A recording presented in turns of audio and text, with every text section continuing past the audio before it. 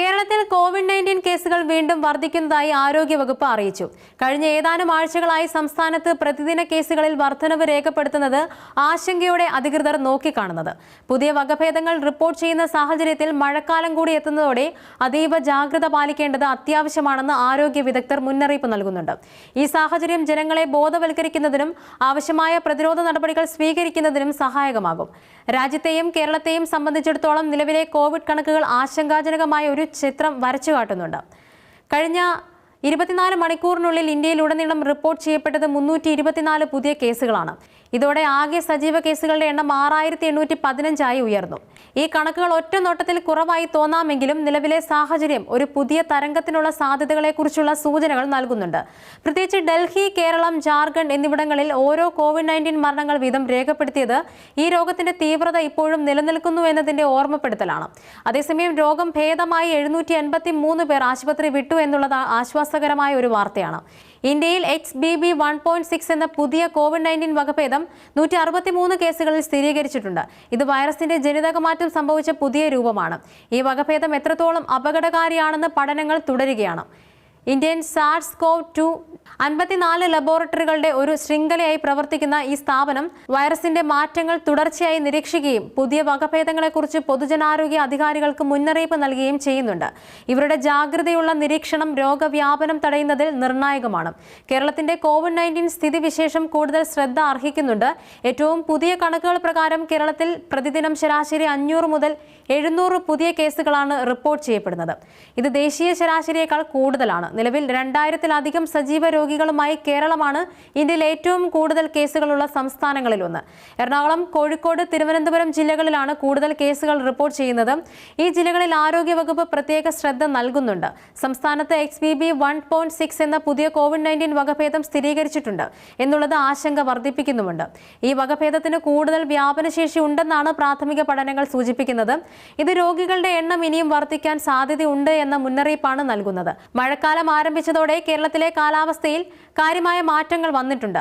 ഈർപ്പമുള്ള കാലാവസ്ഥ COVID-19 virus വ്യാപനത്തിന് കൂടുതൽ അനുകൂലമായ സാഹചര്യം ഒരുക്കാൻ സാധ്യതയുണ്ടെന്ന് ആരോഗ്യ വിദഗ്ധർ ചൂണ്ടിക്കാട്ടുന്നുണ്ട്.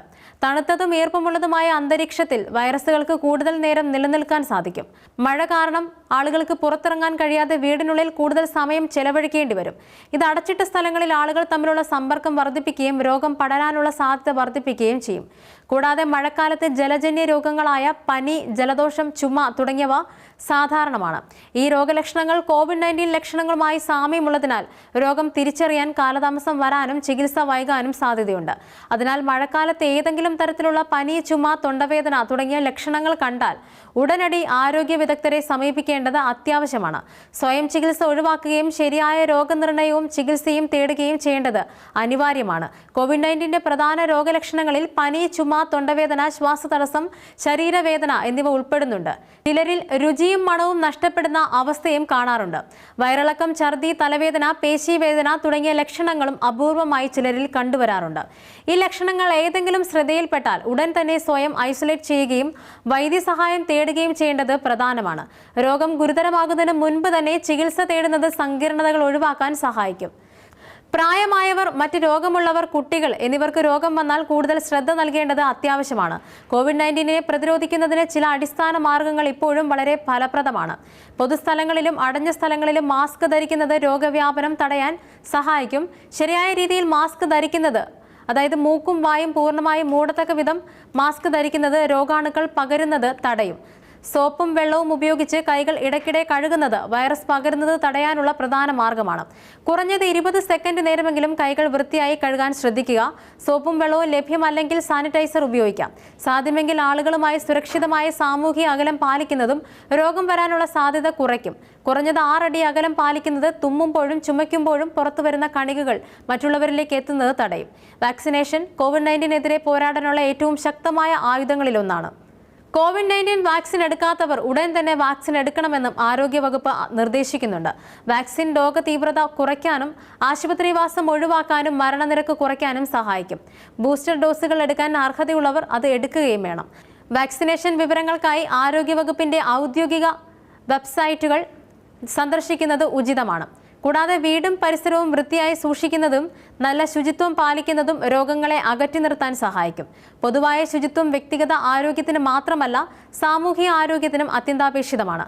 മഴക്കാലത്ത് COVID-19 വ്യാപനം തടയാൻ ചില കാര്യങ്ങൾ പ്രത്യേകം ശ്രദ്ധിക്കേണ്ടതുണ്ട്.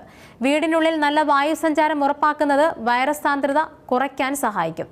ജനലുകളും വാതിലുകളും തുറന്നിടുന്നത് വായുസഞ്ചാരം വർദ്ധിപ്പിക്കും. എയർ കണ്ടീഷണറുകൾ ഉപയോഗിക്കുമ്പോൾ പോലും ശുദ്ധവായു ഉറപ്പാക്കണം. ആൾക്കൂട്ടമുള്ള സ്ഥലങ്ങൾ ഒഴിവാക്കുന്നതും രോഗവ്യാപന സാധ്യത കുറയ്ക്കും. അവശ്യകാര്യങ്ങൾക്കല്ലാതെ പുറത്തിറങ്ങുന്നത് പരമാവധി കുറയ്ക്കുക. പൊതുഗതാഗതം ഒഴിവാക്കി സ്വകാര്യ വാഹനങ്ങൾ ഉപയോഗിക്കാൻ സാധിക്കുമെങ്കിൽ അങ്ങനെ ചെയ്യുക. രോഗലക്ഷണങ്ങൾ ഉള്ളവരുമായി അടുത്തിടപഴകാതിരിക്കാൻ ശ്രദ്ധിക്കുക.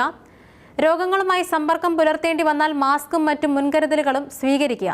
പ്രതിരോധശേഷി വർദ്ധിപ്പിക്കാൻ പോഷകാഹാരം കഴിക്കുന്നത് വളരെ പ്രധാനമാണ്. വിറ്റാമിനുകളും ധാതുക്കളും അടങ്ങിയ സമീകൃത ആഹാരം കഴിക്കുന്നത് ശരീരത്തിന്റെ പ്രതിരോധശേഷി വർദ്ധിപ്പിക്കും. ധാരാളം വെള്ളം കുടിക്കുന്നതിനും ആവശ്യത്തിന് വിശ്രമം എടുക്കുന്നതും ആരോഗ്യകരമായ ശരീരത്തിന് അത്യന്താപേക്ഷിതമാണ്. ദിവസവും 7 മുതൽ 8 മണിക്കൂർ ഉറങ്ങുന്നത് ശരീരത്തിന് ഉന്മേഷം നൽകും. പതിവായ വ്യായാമം, യോഗ, ധ്യാനം തുടങ്ങിയവ മാനസികാരോഗ്യത്തിനും ശാരീരികാരോഗ്യത്തിനും ഒരുപോലെ പ്രധാനമാണ്. സമ്മർദ്ദം കുറയ്ക്കുന്നതും പ്രതിരോധശേഷി വർദ്ധിപ്പിക്കാൻ സഹായിക്കും. COVID-19 കുറിച്ചുള്ള കൂടുതൽ വിവരങ്ങൾക്കും സഹായങ്ങൾക്കും ആരോഗ്യവകുപ്പിന്റെ ഔദ്യോഗിക വെബ്സൈറ്റുകൾ സന്ദർശിക്കുന്നത് ഉചിതമാണ്. തെറ്റിദ്ധാരണകൾ ഒഴിവാക്കാനും ശരിയായ വിവരങ്ങൾ നേടാനും ഇത് സഹായിക്കും. ഈ മഴക്കാലത്തും കോവിഡിന്റെ പുതിയ വകഭേദങ്ങളുടെ ഭീഷണിയിലും ജനങ്ങൾ ഒരുമിച്ച് നിന്ന് ജാഗ്രത പാലിച്ചാൽ ഈ പ്രതിസന്ധിയെയും നമുക്ക് മറികടക്കാൻ സാധിക്കും. ഓരോ വ്യക്തിയുടെയും ശ്രദ്ധയും ഉത്തരവാദിത്വവുമാണ് ഈ മഹാമാരിയെ തടയുന്നതിൽ നിർണായക പങ്ക് വഹിക്കുന്നത്. സർക്കാർ നൽകുന്ന നിർദ്ദേശങ്ങൾ കർശനമായി പാലിക്കുകയും ആരോഗ്യപരമായ ശീലങ്ങൾ ജീവിതത്തിന്റെ ഭാഗമാക്കുകയും ചെയ്യേണ്ടത് അത്യാവശ്യമാണ്.